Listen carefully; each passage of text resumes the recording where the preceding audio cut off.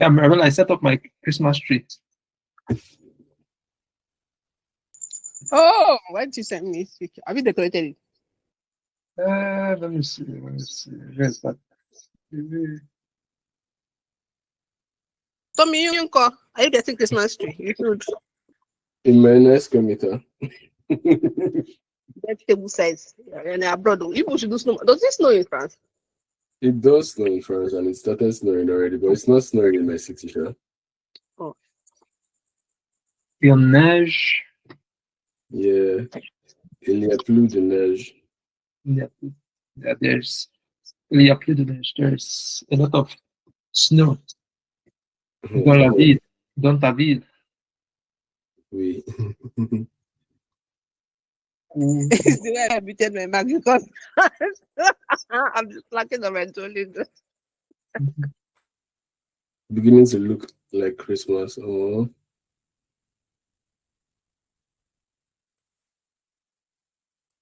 All right, the Barman, over to you.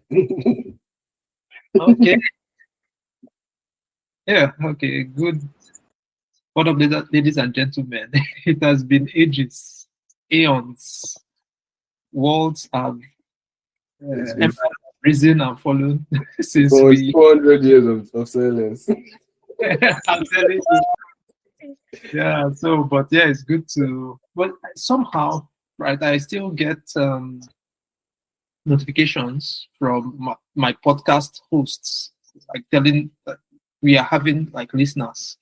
People still listen, which is, and I'm glad that we did that. It's something that when my daughter grows up too, she can just see how her father was thinking once upon a time.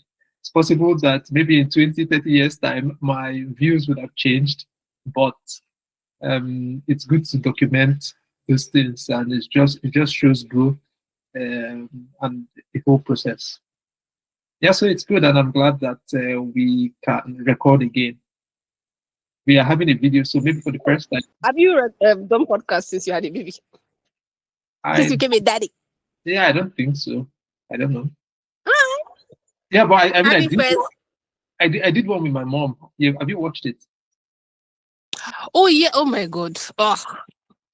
Where is it? I've not seen it. Okay, I'll send it to you. It's really good. Send me the link. Yeah, we just talked about a tradition, our Ijaw tradition called Kili. It's kind of greeting, like when every man, every family, they have like an appellation, a greeting that you, that they go by.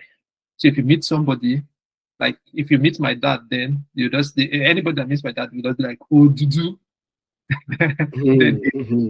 It will now say the response, what the Dudu means. So every family has their appellation that they go by, and young people too, as young men as they grow too, they get to have their appellation. And just for spoilers, I kind of like linked that appellation to one verse in the book of Revelation that says that Jesus was like, he would confer on those who overcome a new name that no one knows.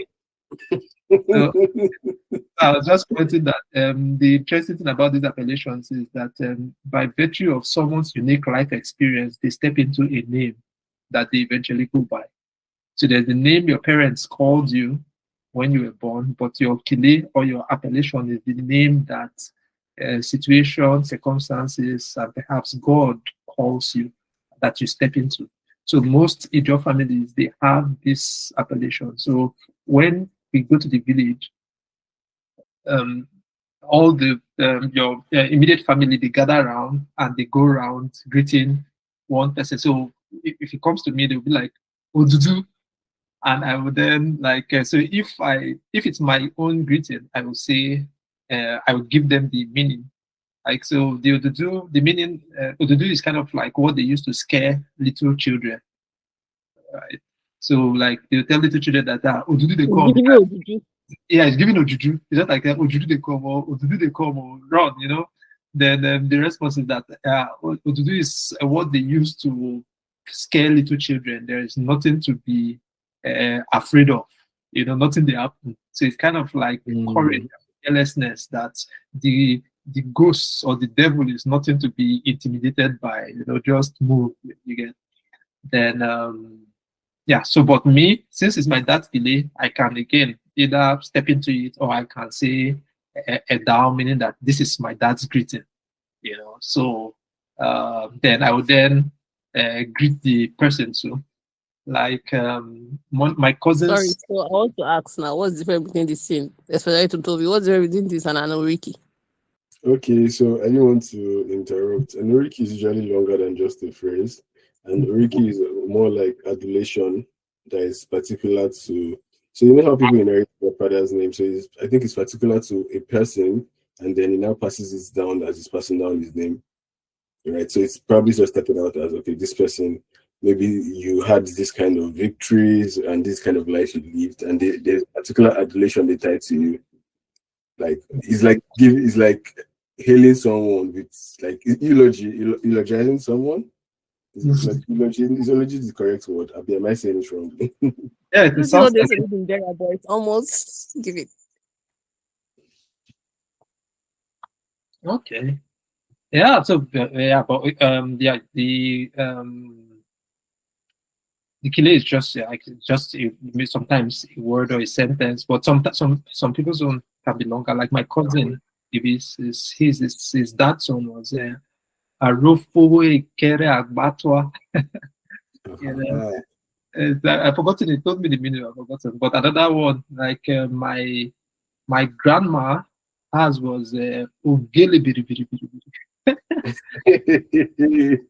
So the Ogele is, according to my mom, she explained that the Ogele is kind of a dance that is danced by a group, kind of like a group dance or choreography.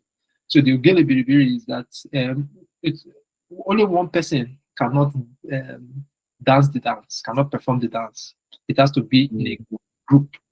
So the Ogele Biri Biri is that I am never alone. I always have, I move with a group, I move with a crowd, stuff like that. So in other words, is a Liverpool anthem. Liverpool is struggling now. Weekends are not what they used to be. Sorry? They're not what they used to be. Yes, they are traumatic right now. So as weekend they come now, my heart is beats. Well, yeah, so that's I've shared the link. Maybe we'll put it here for others to see. And yeah, they can also watch so that's the last podcast I did. And in that video, my little daughter, Anaya, was present. So I added her to the end credit. So you see her name there. So just like I said, I promised. I said that when my child is 20 years, she will have 15 years work experience. So, so if you watch that video, you will see her name there as assistant, audio engineer, something like that. So she has evidence. So when they said, "How come you're just 20? You have this?" When I was 8 months, I was 3. I was holding the table. When I was 8 months, I participated in my dad's podcast. There's evidence. You can go and see. Maybe it's there. So yeah. Dinda was using Dinda listened to your podcast and she was telling me on her how she feels like, not like she feels like, she was saying how this world is somehow just fiction. Yeah. Your parents give birth to you and they just name you out of the blues, any name that they feel like. Yeah. And how like, and it kind of like makes sense what you're saying, how like you just wake up and say you want to do this. Like there's no rules. You're just making up things and you're just living it. The way we make it now. The world is the way we make it. Exactly. I thought that was like an interesting perspective. Okay, so men and brethren, what sacred cows are we roasting today? Yes. For those who don't know, and if you are seeing us for the first, and it's good for the first time, maybe to put a face behind the voices you've been hearing, the people roasting the sacred cows. And I have with me the delectable Bella. Bella, she's in a place where she can put on a camera. the light is shining in the darkness. She's the light shining in the darkness. Yeah, so we have Bella and your name is really Emmanuel Ajayi. Tomi. This is my work account. This is my. Where is my? Please, hi guys. My name is Tomi. Tomi Ajayi. Yeah, so Okay. Tomi. And So you know they answer this day for work. Why? That was a long story. See me after the service. I know my name. Just kidding. But we can't turn this into a topic of re-indigenization. I'm sorry, God, my words. yeah, so so for those who don't know, we usually just Bella, how do we say it? We roast, slay sacred cows, and we And make serve it as the hot. and serve it as a hot. Yes, so yeah, welcome to the Barman's barbecue, where we slay sacred cows and serve them as a hot. So what sacred cow are we looking to slay, or should we? I think you said something about demonology and what have you. Okay, But you've yes. been reading a lot. So you can't share with the group. Yeah, so I mean, in the past we've really touched. I felt like we had touched almost everything that there was to touch somehow. But of course, there's always nuance. There is still more to learn and unlearn. But yeah, so three things. Maybe we'll cut this into three different podcasts so that our listeners won't be overwhelmed with TMI, too much information. So I'd like us to explore one, maybe demonology, because recently I was shared a video by a friend and it got us talking. So we'll talk about demonology or demons and leisure. Then we'll also talk about what was the other thing I said? Eschatology, and then I brought up Social justice. Justice. Okay. So what do we go first, my people? Okay, let's just talk about demons. Maybe I'll do demons just to set the ball rolling, and we'll have conversations around those demons. Then, then maybe Tomi, you can help us. We'll talk about the justice. Then maybe we can finally talk about the end, eschatology.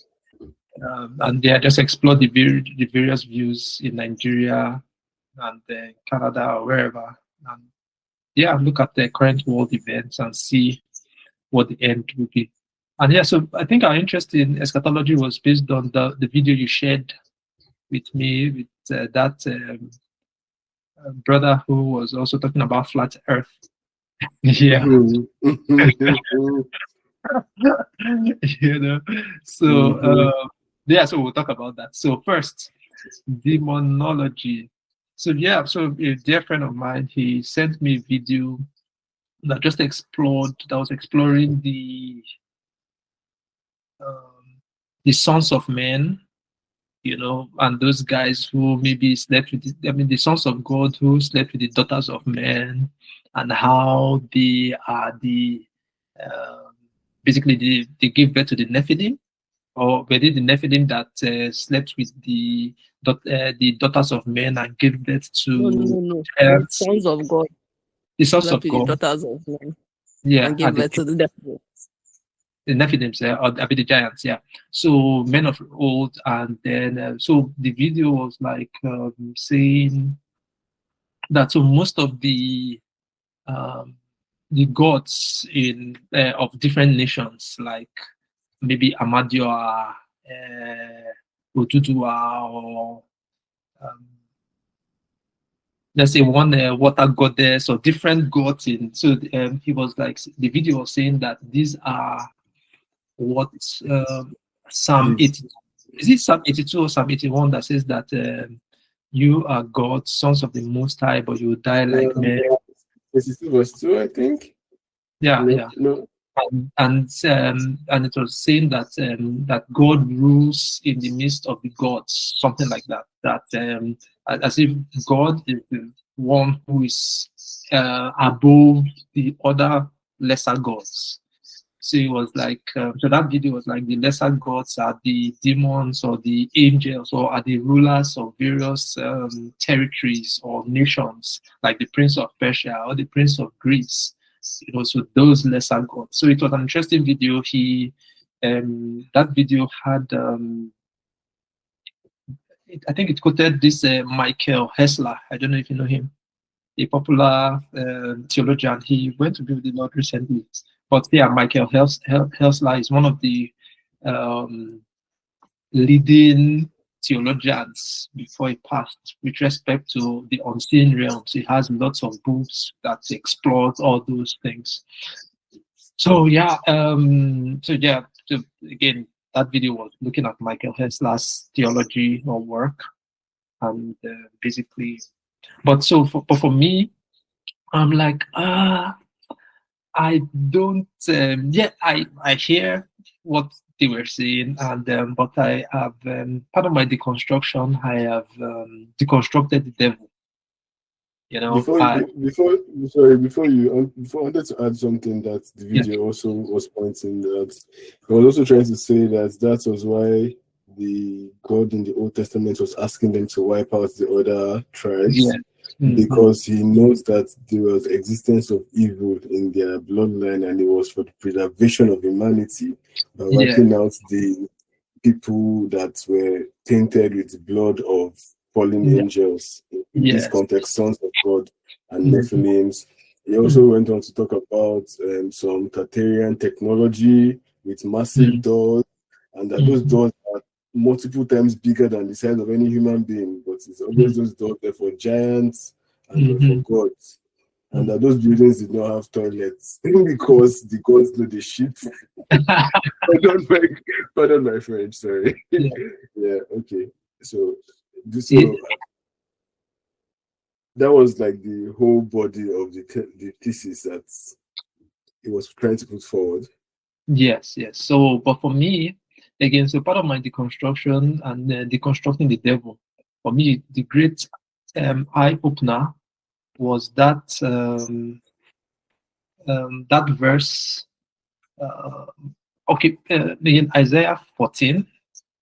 I believe we must have talked about it before, but Isaiah 14, that chapter that people talk about Lucifer, that he was this, that, and I think I must have mentioned it before, that in context, which it's strange that many Christians have a problem with, and even that laziness to just even, we don't even bother to even find out what kind of text, what kind of book, what kind of writing is this.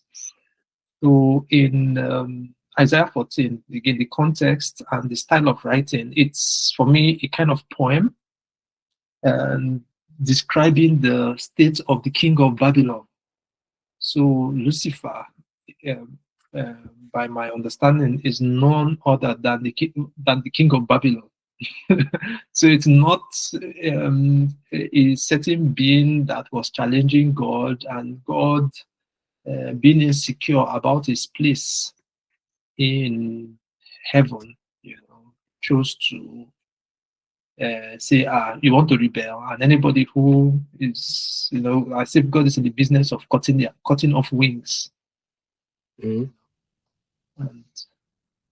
so I'm like, I don't think that reading Isaiah 14 that way, I see that Lucifer is just a man, and that man was the king of Babylon. He was the one who forgot that his glory and his power was given by God.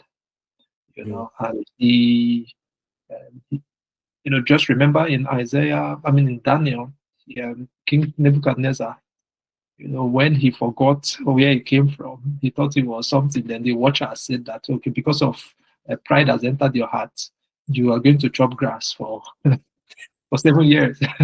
And he did eat grass. And after the period, he repented, and his senses and everything came back to him. So again, if Lucifer was the king of Babylon, that Lucifer, being Nebuchadnezzar, was even restored. That's topic for another day. But so all the like the morning sun and all those things. Those are metaphors, or poetic language used to describe the glory and brilliance of a human being, as we often do too. Like a guy who is writing a reads line for a girl can come up with poetic imagery, right, to describe her beauty. I remember my brother used to read this poem to, is it by, I don't know the author of the poem, but it's, I think it's Shakespeare. Shall I compare thee to a summer day? Thou art more lovely and more temperate. Rough winds do shake the darling buds of May, and summer's leaves are all too short a date. Yeah, there's a poem like that. But again, you see, I think it was Shakespeare. So the reader to that person, why you know? Sorry, please, because where do you know what the reader is? No, my brother was just, it was in a season of his life where he just liked all those For poems. you, why you called up? The Bams, why did you memorize this poem? Did you use it at any point? Do you know the way I hope that I wished I used it. I did not. I was held by the power of God, by holiness. But I just knew. I was just like I knew the other one. Is it George Awuno Williams? That one that Zubezalisa has treated with us. I don't know if you know that poem. It was in West African verse. No, there's something else. That like have you what? But focus. So yeah. So back to the demons. So for me, like, so first, I don't believe that. That idea that angels, or rather demons, are beings that quarreled with God, or that when Lucifer tried to rebel against God, that God cast him out, and then the angels, a third of the angels followed him, and they are causing Wahala. I know maybe that will be from Revelation, but again, that's another talk. But yeah, just to because of our time. So for the great changes. So when I was reading the book by Andre Raby, he made a reference, and I've been looking to read this book for a long time, Puppets of Desire. So, but everything kind of like lined up to see how the demonic truly operates, or what the demonic actually is. So I am of the view now that the root cause of the demons or the demonic is a lie. Demons exist based on lies believed. That, and in fact, so I would say that the easiest way and the surest way to cast out a demon is to tell the truth, or is to reveal the truth. As long as the truth is not told, the demons exist and they are alive. So, but when the truth is told, the demon is maybe exorcised, or maybe rendered powerless. But as long as we tell lies and propagate lies, the demonic exists. In fact, a question that I'd like us to hold and to always think about is, why does God not destroy the devil, the demons, so that we will be free of all the demonic activities?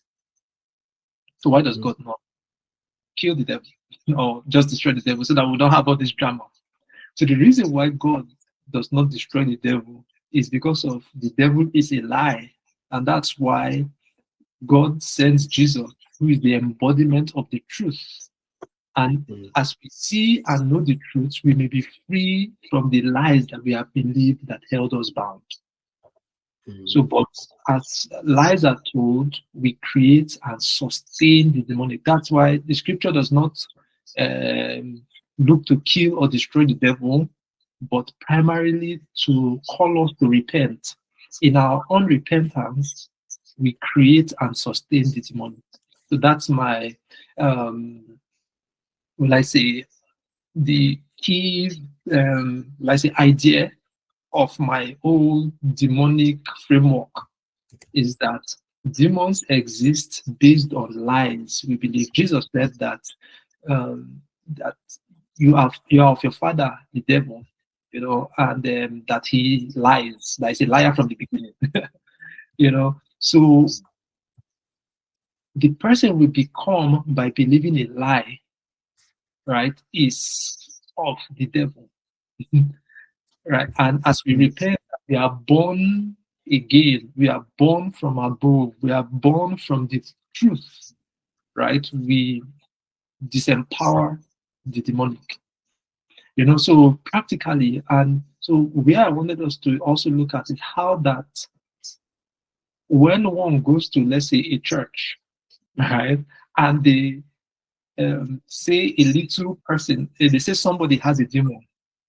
I feel like the pronunciation that the person has a demon sometimes might be what even changes maybe from one demon to a legion of demons.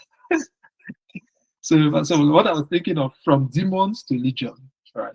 So how does one demon or one bad behavior turn to, or something, or how does one lie turn to a legion? Yeah, so I feel like one way is that so let's say, and again, the scenario, I think I posted it on my status recently. Let's say a little child, okay, let's say a man has a baby, and he was doing well in life. He had a good job. He had a house. Everything was going well in his life. Then he has a young daughter, so let's say something unfortunate happens and he loses his job. And this guy's inability to accept that in life things happen, and is looking for answers as to why this unfortunate incident has happened in his life. He may go to somebody, somewhere, to look for answers. And that person will tell him that there is a demon. This is demonic activity. I can see demonic activity all around this. Do you have a daughter in your house? Do you have a daughter in your house? Bring her to me.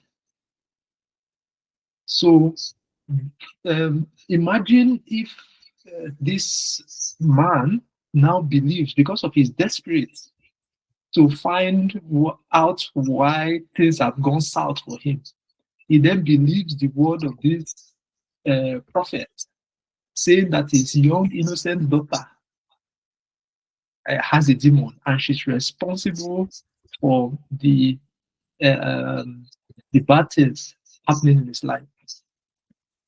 So imagine if that kind of thing is now even done in a crowd, in the presence of plenty church members, that a prophet is saying that he's seeing, unless he's a renowned prophet with many signs and wonders, and he's now saying that this young girl has a demon. You, as let's say you are the same age grade with this young girl, how do you see, or when you're growing up, did you ever see people who were tagged as demon possessed? How did you relate with them going forward? Many times it will be with a long spoon from a distance that even your parents will say that don't go near that person.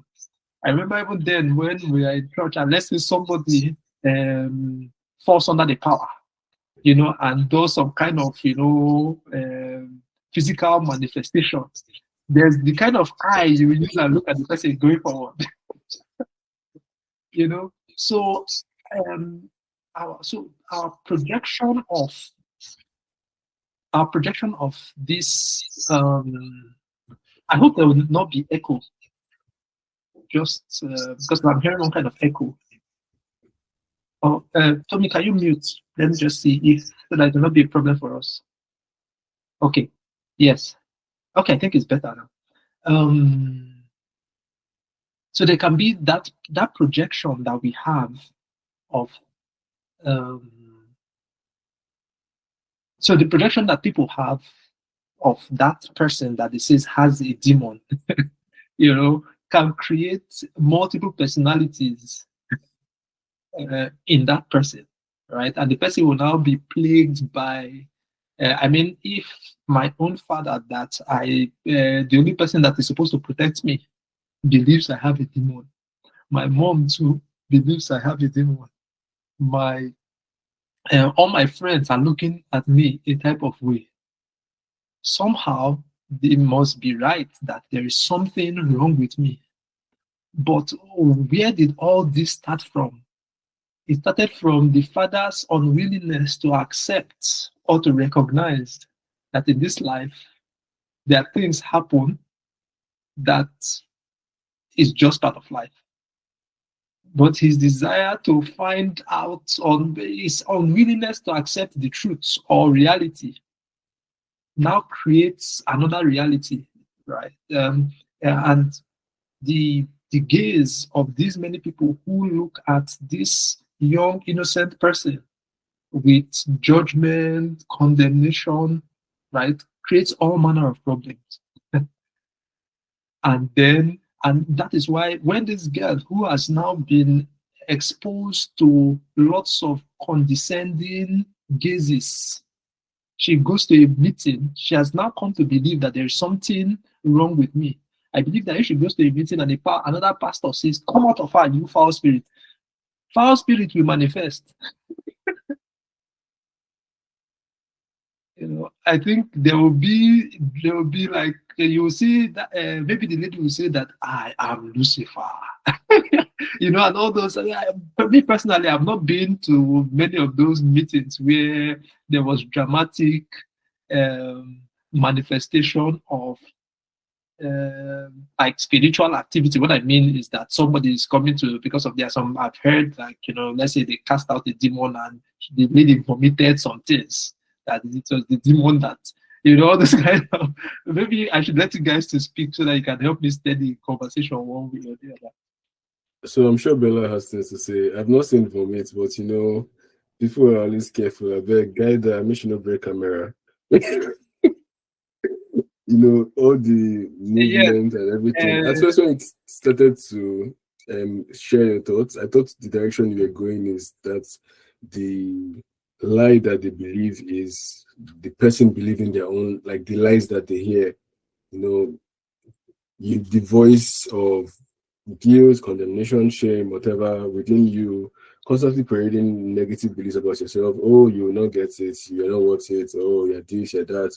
And then you continue to accept, believe those things, give your power to that constant negative voice you are hearing, which some people will still say is their own understanding of what a demon is. And then when you over a long period of time, it's like you have a thought form, a negative thought form that then uses your own power because you agree, mentally and otherwise, emotionally, you agree to the things those lies. That was the initial understanding I had from your explanation before you started to also talk about the external influence, which of course would also would reinforce those thoughts.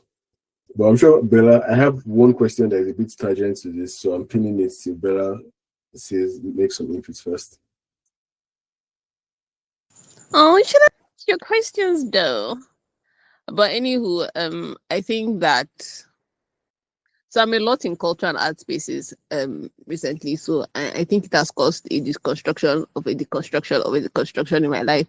And since we started with the story about Nephilims and what have you, I find those stories interesting in the way I find myths and fiction interesting. But when you said we're going to talk about demonology, I was thinking about it because I haven't thought in this line of thought for a long while. And I was thinking about how I believe that men make God in their image, because there are a lot of things people say, and I'm like, you are saying that because of like a collection of your framework, your experiences, that. So if human beings can make God in their image, also to say they are not making demons and angels in their images as well. I'm also thinking from a sociology and like psychological aspect on how, like, yes, I like what people have said about how people believe in lies are the demons in their life, which I actually agree. Also, I'm thinking the Christianity we practice over here, I don't know if I feel like it's easy to blame demons than to take responsibilities for most things in our life sometimes. and understand that aspect. Like in some spaces, there's like shadow work. The things I have propensity for. How do I work around them? How do I manage them? How do I mitigate them? I wonder if we have that in Christianity. That I'm thinking about it. Like I was saying to my friend the other day that there are some things that, you know how we all have virtues and we all have vices. There's some things I know that I have propensity for. Like I'm easily irritable. I know that I can get angry easily. I can be. So I know that this is the thing. That is my thing. Hey, if you talk about, I don't know what, I don't want to be judgmental, but which other thing will I talk about now? If you talk about I don't know, maybe I'll just say talk about loss, but but I know that no, this one is nothing concerned with this one. But if you talk about maybe gluttony, not in the sense like someone that eats a lot, like maybe instead of someone that just hoards things, that is always collecting things and collecting collections of tea and pretty fine things. I can know that, oh yes. This one you can catch me there, but there's some things I'm like, you can't catch me there. And it's not because I'm any more like a better Christian or I'm like less possessed. It's just like propensity for things. But now my own question now is from the angle of the person that is seeing the demons. Like you said, Mama. I remember when I was in school, in college, there's this woman that used to come and do this big crusade in our love garden. She'd be running around without slippers. And I had this classmate that was very light skinned and beautiful. And the first day in year one, she was like, you have a spirit husband. And she prayed for her. And then my classmate rode from the beginning of the field to the end of the field, blah, blah, blah. They did deliverance. Then another time she came again. And she said, that my friend was passing. And not my friend, my classmate. And she was like, oh, you have a demon spirit husband. And I think in that girl's, everybody was looking at her funny. But I think in that girl's mind, it was like, I had spirit husband the other day where you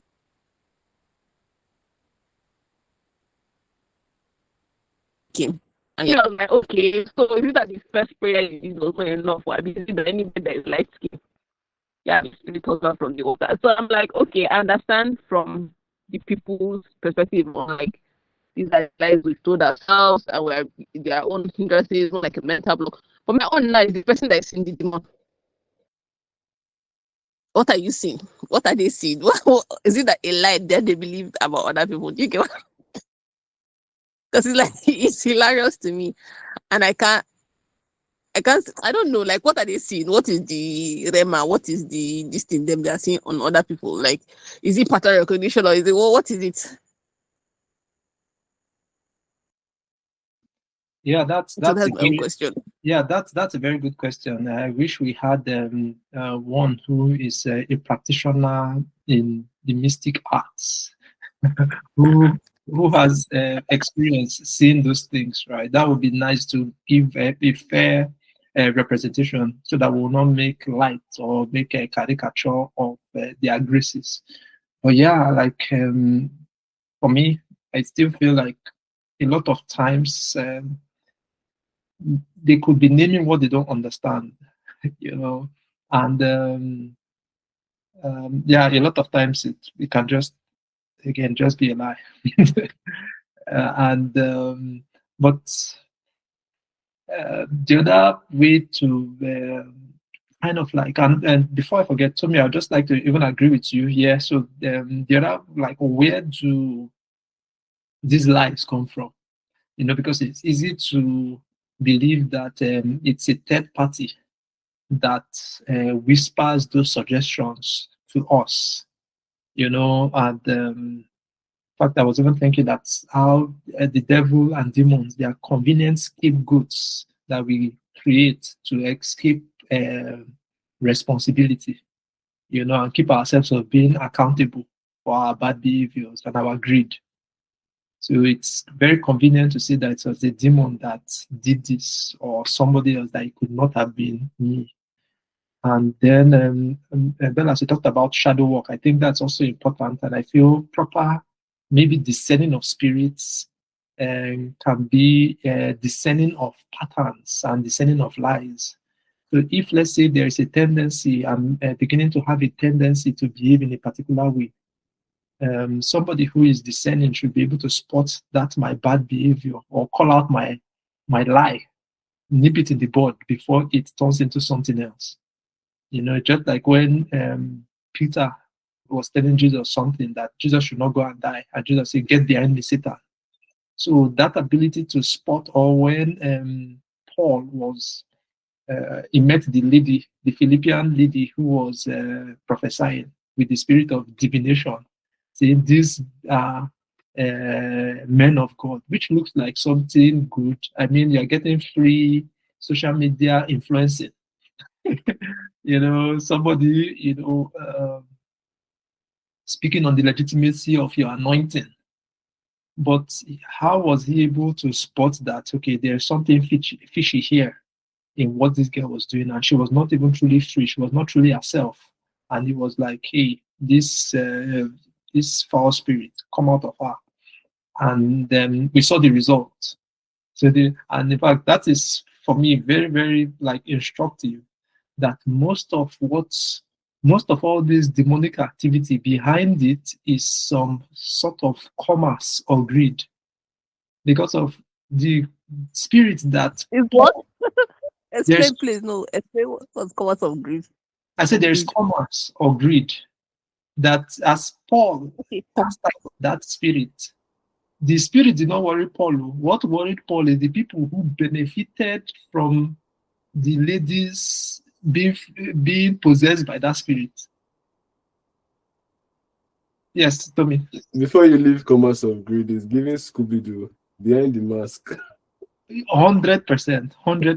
That's why Scooby-Doo is one of my favorite cartoons. That Scooby-Doo, again, it taught me that behind every demonic activity, there is somebody who is interested in making money. There's somebody behind it, just like this Boko Haram or banditry happening in Nigeria. Behind it, there are interest groups who are interested in power.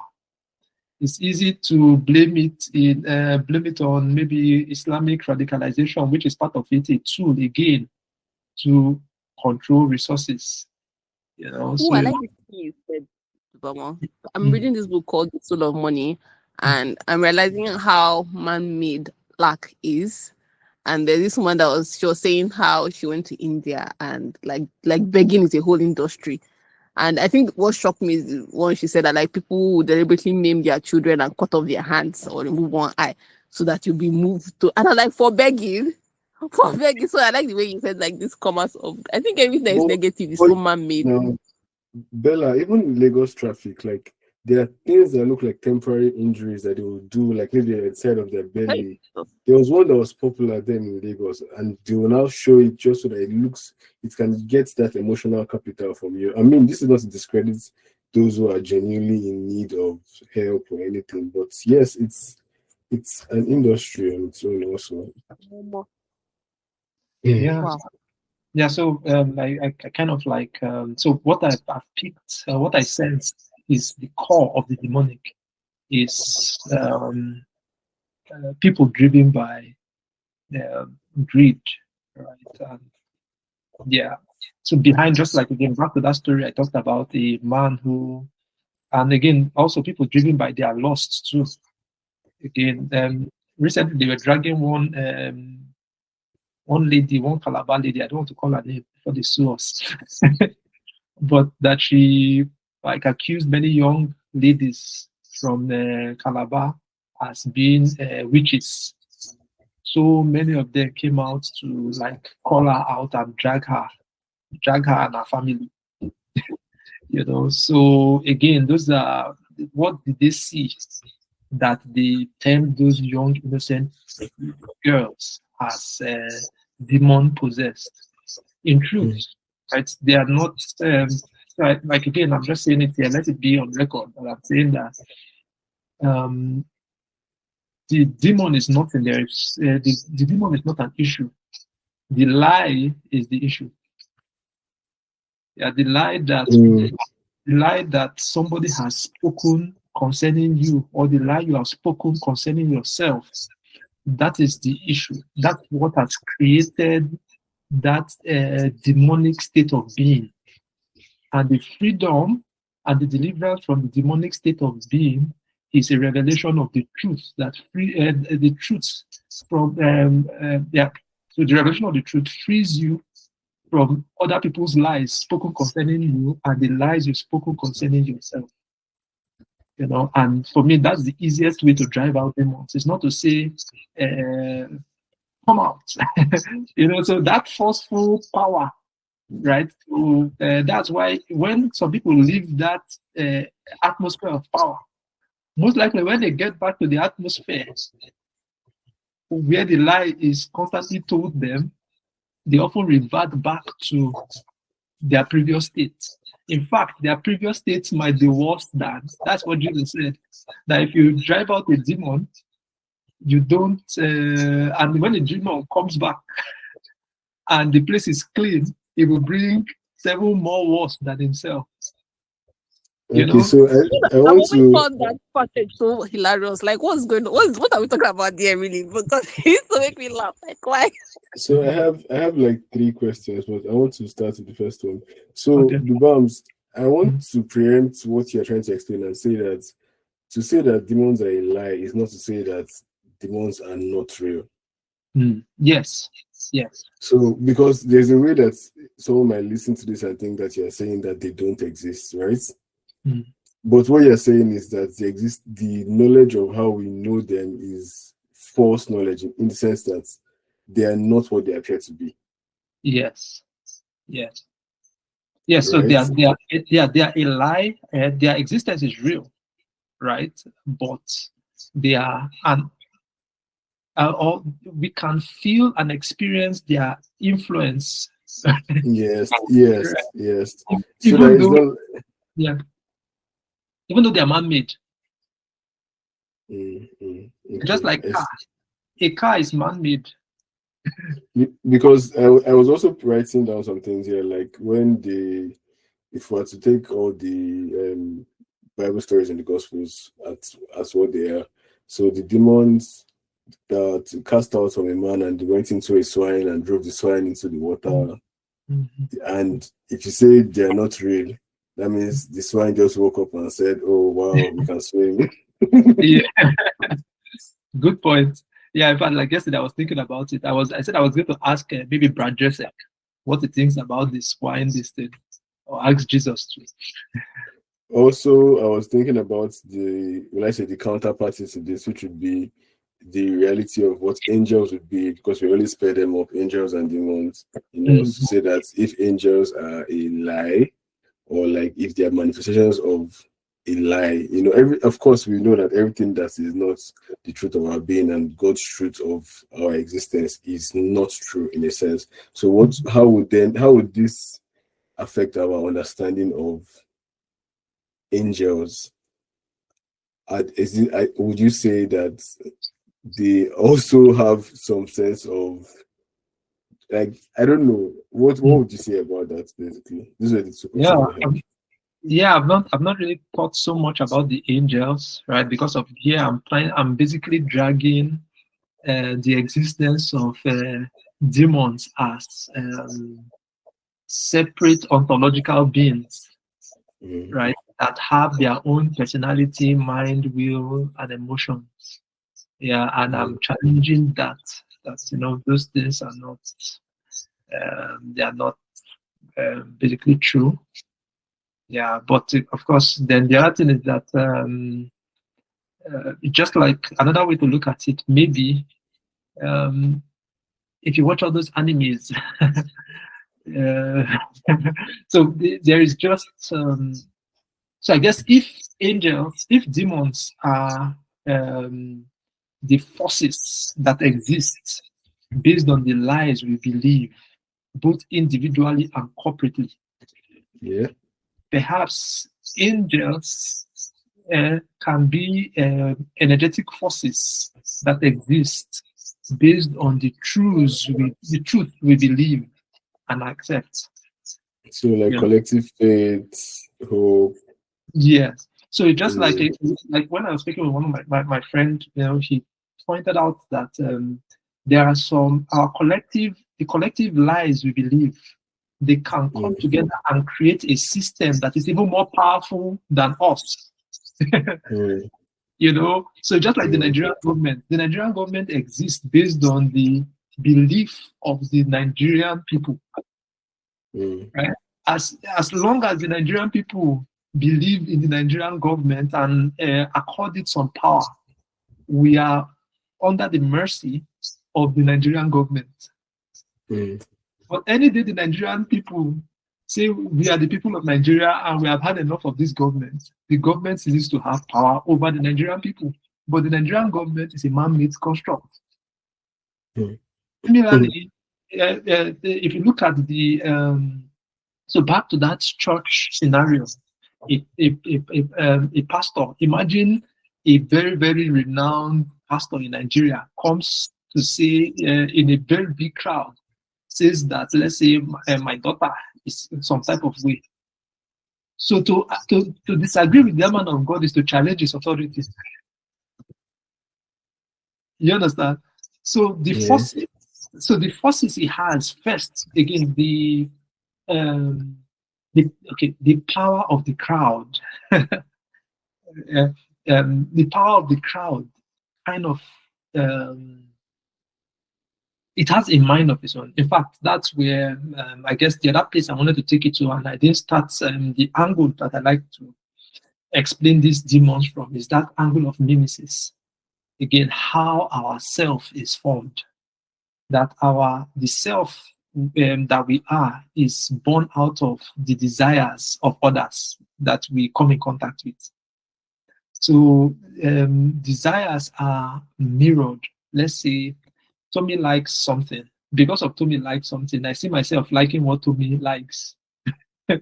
It's the way of life. There are mirror neurons in our being that as we interact with people, their desires are mediated, are suggested to us, and then we imitate the desires of people. Right? So when we imitate other people's desires, it creates a new self that aims to get that is capable of getting the object of our desire. But somehow this mimetic system kind of like creates, again, like I said, the government is a powerful illustration, but it happens everywhere. Where even in organizations or where people gather, there's what our collective belief system creates that kind of like puts everybody in check, and you dare not conform to what the crowd expects of you, because of to rebel against what the crowd expects is to risk being scapegoated or crucified. I'm thinking, I don't know, there's a part of me that cannot take, there's a part of me that can't take the theory about, like, the collective theory about demons seriously, because but again, there's a part of me that can take it seriously in the sense that I think demons are like our projections, like maybe the highest level of that energy projections. But the other part of me that can't take it seriously because, like, for me, if something is supernatural and everything I hear about supernatural, I feel like it will have its own laws and its own physics and the things that match. But when we talk about it as a people, as a collective, like human beings, we keep using our own laws for those kind of things. It's like when we say angels came and slept with men. I'm like, in their own words, like, what will be the need of coming to have sex with? Like, it's a very man-made thing to want to have sex, because we have the flesh and we have blood and we have these hormones. So what is their own? What is the seed that is multiplying the truth? Like, I'm looking for the connect. It's like when we talk about aliens, and when we make movies about aliens, they're always humanoids. And I'm like, what is to say? And people always say this, and I agree. Like, what is to say that if aliens exist, they will have humanoid? If they're aliens, they're supposed to have like a different look, different feel. If they even have a physical form, that's why I kind of like, my favorite alien movie is like The Arrival, because the aliens don't have present, future. They're talking in future, like they've seen the end from the beginning, so their communication is like, and it was a new thinking to me because, okay, like, this is a different system. If this exists, it probably won't use our own system. But anytime we talk about demons and humans, like they have sex with this, spirit husband is having sex with you. I'm like, you're looking for toilets that eat demon. You are like, and I Yeah, and I think like, that other beings, they probably will not operate. And then again, when I think about okay, the manifestation of the quote unquote demons in our lives, I'm like, okay, like there's this person I know, and she's a terrible people person, brilliant creative person. And like, so she has this thing where relationships keep failing, people come into her business and they leave and blah, blah, blah. And to her, it's like, oh, demonic attack. But I'm like, this is more like you're a bad people person. You need to go and work on yourself. Do you get? And so you keep looping yourself because you have a pattern that you have not broke through. And because you're not looked inward, you're not breaking the pattern. So it keeps happening over and over and over and over and over and over again. Because like our brains are like pattern machines. It just loops us and it's safety because this is what we know. So I'm like, okay, most of the times when I've heard is a demonic something. I'm like, if you look closely, like for most of them, not like the other ones, I'm like, what is going on here is a pattern repetition that, of course, you cannot break free because, like, but if you sat down and you're honest to yourself, and you know, like the two ways humans change is either by repetition or by shock, which is why I think the drama of deliverance works a bit because like that shock, like you've seen something dramatic, so you're like, my life will change. You're waking up, I'm a new person. My life is going to change because in your mind, that shock of, oh, they've done me deliverance. So you're not making consciously different decisions, which has in turn gives you different results. So it looks like so I'm like, so these are the reasons why sometimes I'm like, you guys, give me more. I need more here. Like, there has to be, you get. So that's just like, take on me sometimes. Like, I think that's really powerful. Yeah, and again, but I still feel like it's lies that we believe, and again, the lies that we believe are really, we are able to. Many times we are held captive, right, by the lies we have believed or we've been told. So again, and part of I feel like one of the major lie is that lie that we uh, maybe we are not. The lie that I am not, the lie of I am not, and I am not good, or I am the reason why this bad thing is happening, or like again, a young little child who is told by the father that you are the reason why bad things are happening in this family. Something is wrong with you. Then she now again echoes that word to herself that she is not good, that there's something wrong with her. And as she believes that, again, she's now stuck in that, like Maribela said, that pattern, that loop, and she'll be constantly seeing things that reaffirms her brokenness. And it will have to, perhaps, the need for a deliverance minister will be somebody who will break that pattern. Whereas everybody is saying that something is wrong with you, maybe she will see and encounter the presence of unconditional love. And then I guess that's what I think Jesus did to many of the demon-possessed people he came in contact with. It was the presence of unconditional love to them. It was that presence of unconditional love that breaks the pattern of lies that they believed all their lives. And that's the kind of story of the human condition. Many times we have been formed by a lie about ourselves. That we are, again, one of the big lies, again, original sin. That you were born broken, you were born with the sin of Adam, for instance. And you are born separated from God. And Jesus came to tell the truth that, hey, I have never left you. I have never been apart from you. I have always been for you, never against you. And Jesus' death was not, I've said it 1,000 times, but Jesus' death was not the ultimate sacrifice that God needed to be on our side. Jesus' sacrifice was screaming at our deaf ears and our dull hearts that, hey, I don't do sacrifice. I don't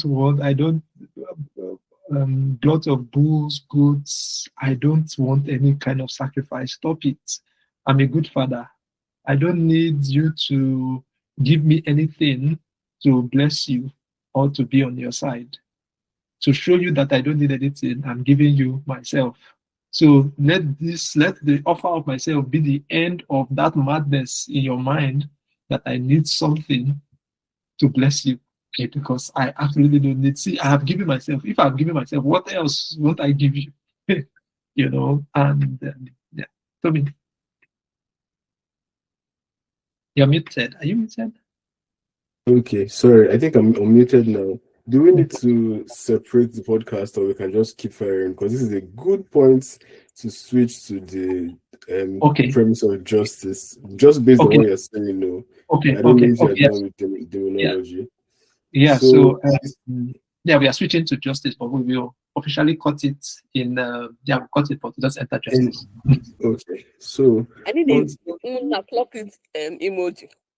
Just have to clock it. clock it.